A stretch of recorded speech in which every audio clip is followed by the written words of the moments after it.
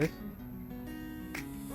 Oke, assalamualaikum warahmatullahi wabarakatuh. Selamat pagi, selamat siang, selamat sore. Berjumpa lagi di channelnya MTS Muhammadiyah 5 Taman Sari. Saya pastikan kalian dalam kondisi yang sehat walafiat. Hari ini hari Senin. Di hari Senin 2 Agustus 2021 ya, semoga di bulan Agustus ini kalian masih dalam kondisi sehat walafiat sehingga kalian bisa berteriak merdeka ya. Semoga kita dalam kondisi sehat sehingga kita bisa merdeka di bulan Agustus ini. Sebentar lagi kita akan merayakan hari ulang tahun kemerdekaan Republik Indonesia yang ke-76. Oke, pada kesempatan pagi hari ini Pak Guru akan menyampaikan materi di mana materi seni budaya yang pertemuan ketiga di kelas 8. Kita mau membahas apa sih hari ini?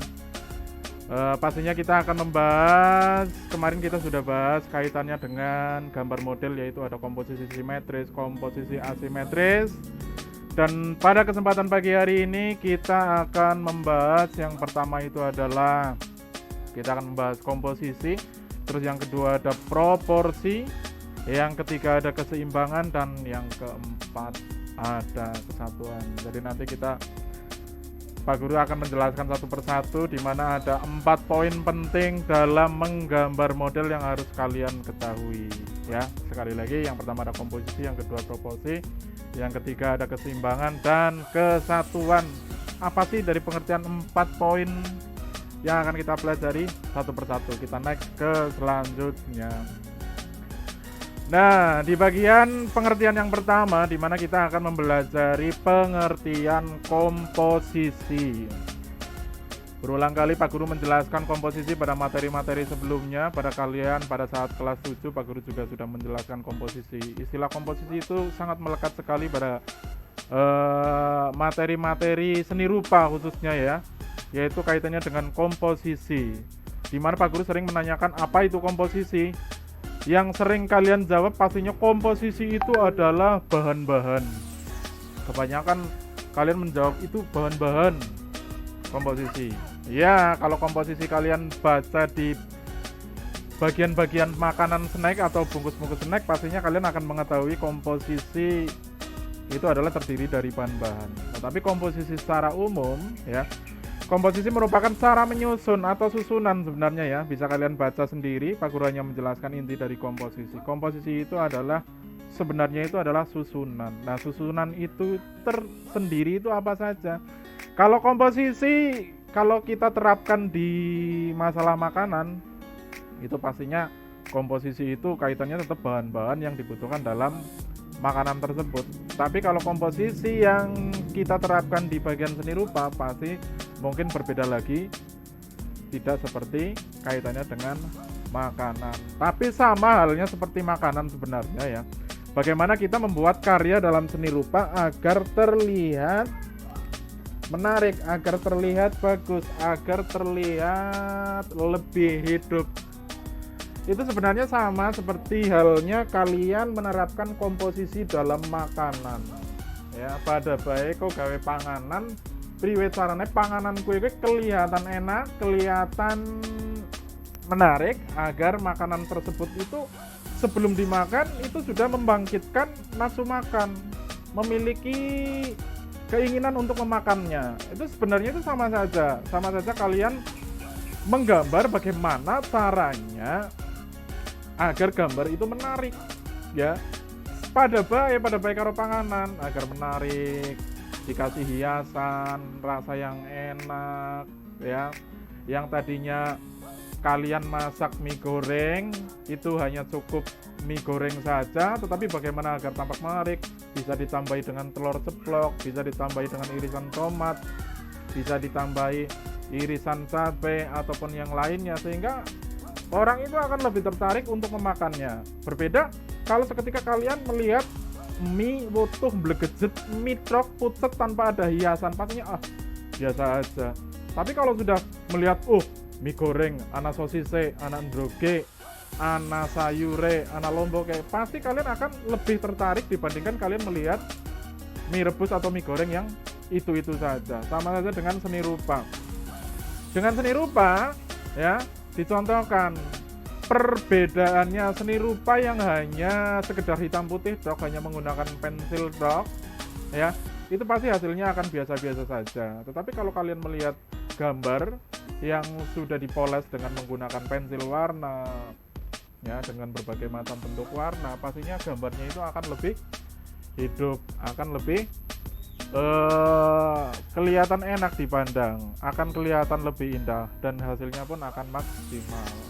Jadi itu fungsinya komposisi dalam seni rupa itu seperti itu. Yang tadinya karya yang biasa-biasa saja, tapi dengan menerapkan komposisi yang baik, hasilnya pun akan lebih baik. Sama saja dalam masakan itu seperti itu. Yang tadinya masakan seperti biasa, tetapi dengan komposisi yang bagus, itu akan menghasilkan makanan yang baik. Nah, itu adalah, jadi inti dari komposisi itu adalah susunan, bagaimana kita merias sebuah karya agar nampak maksimal dan akan nampak lebih baik dan menghasilkan hasil yang memuaskan.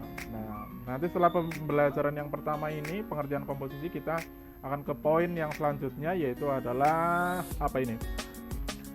Pengertian proporsi. Ya, pengertian proporsi. Jadi sebenarnya proporsi itu sering kalian dengar, kata-kata proporsi itu sering kalian dengar, atau lebih tepatnya itu adalah proporsional. Banyak orang mengatakan proporsional itu biasanya itu pada tubuh manusia ya. Seperti tubuh atlet biasanya itu sangat proporsional sekali. Proporsional itu maksudnya apa sih? Nah, proporsional berasal dari kata proporsi ya. Di mana di sini proporsi adalah perbandingan ideal dan harmonis antara bagian-bagian benda menjadi objek model gambar dapat diamati. Dapat diamati maksudnya contoh-contoh di sini bisa kalian amati. Nah, di sini proporsi itu perbandingannya. Nah, di sini Pak Guru contohkan, di sini ada gambar manusia. Ya. Di sini ada gambar manusia. Kalian bisa membedakan antara proporsional dan gambar yang tidak proporsional. Di sini yang pertama Pak Guru contohkan adalah, di sini adalah sketsa manusia. Sketsa manusia. Ini pada bagian gambar proporsional bisa menampakkan bagian kepala, bagian badan, dan bagian tangan itu mempunyai ukuran yang berbeda. Walaupun pada gambar yang tidak proporsional itu sama, gambarnya pun berbeda, tapi di sini menunjukkan bahwa gambar yang proporsional itu sama halnya manusia. Ya. Kalian bayangkan antara badan kalian dengan kepala kalian itu besar yang mana? Apakah di antara siswa-siswa kelas 8 ada yang mempunyai kepala lebih besar dibandingkan badannya? Pastinya saya doakan tidak ya. Kalian pastinya mempunyai tubuh yang proporsional. Saya doakan kalian tidak mempunyai kekurangan suatu apa. Semoga kalian sempurna ya. Sempurna dalam arti di sini proporsional, yaitu antara kepala dan badan itu pastinya harus besar badan. Tidak boleh besar kepala dibandingkan badan ya. Terus antara tangan dengan kaki itu harus besar kaki, jangan besar tangan ya. Jangan bayangkan kalian tubuh kalian seperti Popeye, jangan disamakan seperti Popeye. Popeye memiliki kaki yang kecil dan mempunyai tangan yang besar. Itu tidak proporsional, itu kan cuma gambar saja ya, bukan contoh yang sebenarnya. Jadi di sini gambar manusia yang proporsional, yaitu yang pertama itu adalah memiliki kepala lebih kecil dibandingkan badan, tangan lebih kecil dibandingkan kaki. Nah, sedangkan gambar yang tidak proporsional, bisa kalian lihat di sini antara bagian kepala dengan bagian badan itu lebih besar bagian kepala. Jadi itu tidak proporsional. Terus gambar selanjutnya yang di samping itu ada pohon kelapa dan rumah. Nah, di mana gambar yang proporsional ya, antara rumah dengan pohon kelapa itu mempunyai ukuran yang pas ya. Jadi ukurannya itu pas, tidak terlalu besar seperti bagian yang tidak proporsional, bagian kanan ya. Di mana bagian kanan itu rumahnya itu terlihat tampak lebih besar dibandingkan pohon kepala, pohon kelapa. Walaupun di bagian kiri yang proporsional itu tetap saja bagian rumah dengan bagian pohon kelapanya itu lebih besar rumahnya ya, tetapi lebih tampak serasi untuk bagian yang kiri dibandingkan bagian yang kanan. Nah, terus selanjutnya, aduh, bentar. Nah, kita kembali lagi. Pak Guru salah pencet. Nah, di bagian bawah bisa kalian lihat ada apa ini? Aduh, mouse-nya mana ini? Nah, bisa kalian lihat di bagian bawah yaitu gambar apel, ada gambar gelas dan ada gambar apa ya? Istilah orang Jawanya kendi ya, gogok ya, wadah banyu bening gogok yang terbuat dari tanah. Nah, perbandingan antara apel dengan gelas pasti harus jelas. Antara apel dengan gelas harus besar gelasnya. Ya, tidak boleh ukuran apel melebihi gelas. Tidak boleh apel melebihi kendi ataupun gogok tempat air. Nggak ada ya. Belum kita pernah lihat ada apel ukurannya satu kendi ataupun seukuran buah kelapa pun belum pernah ya. Tetapi kalau semangka ada. Nah, di sini yang menjadi perbandingan itu adalah antara apel, gelas dan gogok atau kendi. Ya seret lah, cara gampangnya koyet seret lah ya. Nah, itu adalah tampak proporsional ya. Dan di sampingnya itu ada seret dan sebenarnya sama-sama seret ya, cuma berbeda ukurannya saja. Yang pertama itu adalah seret ukuran pendek, terus yang kedua itu adalah seret ukuran yang tinggi. Itu sebenarnya seperti itu. Jadi ingat ya, dalam kegiatan menggambar ya ada hal-hal yang perlu diketahui. Yang kedua yaitu adalah proporsi, keseimbangan atau perbandingan ya. Perbandingan. Jadi kalian tidak boleh ya, ketika kalian menggambar apel dengan anggur misalnya, apel dengan anggur terus kalian menggambar anggurnya lebih besar dibandingkan apelnya, itu salah. Jadi apel tetap memiliki ukuran yang besar dibandingkan anggur. Jadi seperti itu. Jelas ya? Nanti kita akan next ke bagian yang ketiga. Nah, yang ketiga adalah pengertian keseimbangan. Sebenarnya sama. Pengertian keseimbangan dengan proporsi itu hampir sama karena di sini dicontohkan antara anggur, apel, ada ceret ya, itu dicontohkannya itu sama seperti halnya proporsi, yaitu keseimbangan adalah keselarasan antara bidang gambar, objek gambar, dan gambar yang dihasilkan ya. Jadi kalau kalian melihat seperti ini, contoh gambar seperti ini ya, adalah bagian-bagian keseimbangan ya, imbang antara anggur dengan apel, besar yang mana ya, karena di sini dicontohkan lebih dari beberapa jenis bentuk benda, 1, 2, 3, 4, 5 ya, dan di sini mempunyai bentuk yang seimbang semua. Antara ceret dengan apel lebih besar ceretnya ya, antara ceret dengan anggur lebih besar ceretnya, anggur akan lebih kecil. Itu seperti itu sebenarnya ya, seimbang. Jadi kalian tidak boleh menentukan ukuran sebuah benda yang kalian gambar ya, ketika kalian menggambar lebih dari 2 atau 3 bentuk benda. Jadi kalian harus bisa menyesuaikan ukurannya harus seimbang. Sama saja dengan ketika kalian menggambar manusia dengan rumah, kalian harus bisa menyesuaikan ukuran rumah dengan ukuran manusia ya. Jadi manusia akan lebih kecil dibandingkan dengan rumahnya. Secara logika, masa iya rumah lebih kecil daripada manusianya? Nanti kalau manusianya masuk itu seperti apa? Kecuali kalau gambar pada bagian-bagian yang berbeda atau mungkin lembaran-lembaran yang berbeda. Tapi kalau dalam kesatuan, nanti kita akan bahas kesatuan. Dalam kesatuan sebuah gambar ya, kalau gambar itu disatukan, ketika kalian menggambar manusia dengan rumah, itu pastinya harus lebih besar rumahnya dibandingkan manusia. Jelas ya? Jelas. Nah, terus selanjutnya nanti kita akan membahas di poin yang keempat, yaitu kita akan membahas kaitannya dengan kesatuan ya. Kesatuan itu apa sih? Nanti kita akan membahas di slide selanjutnya.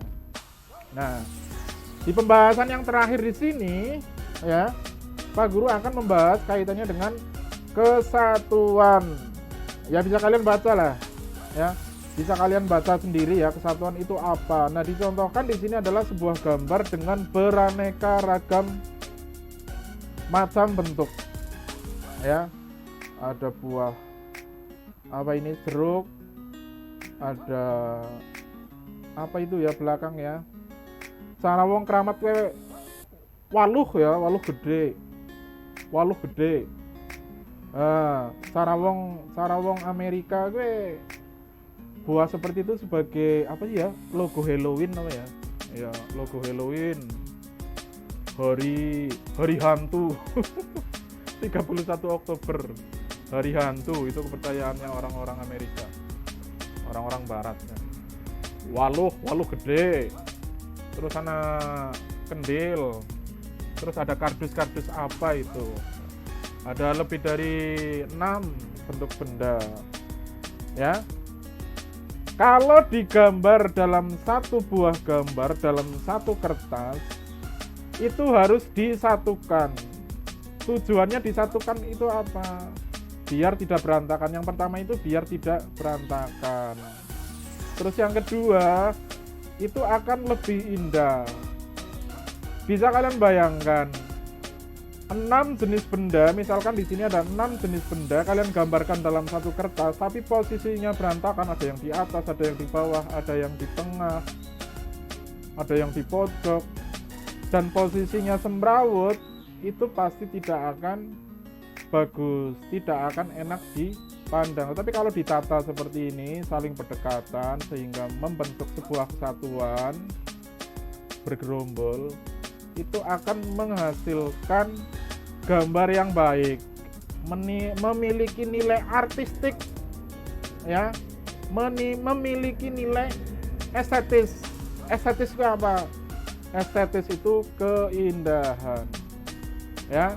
Jadi tidak boleh berpencar, jeruk dewek, waluh dewek, ceret dewek, gerus dewek, itu akan tampak semrawut, tidak indah. Tetapi kalau seperti ini, itu akan nampak bagus ya, nampak rapi, nampak apa, dan yang lain sebagainya.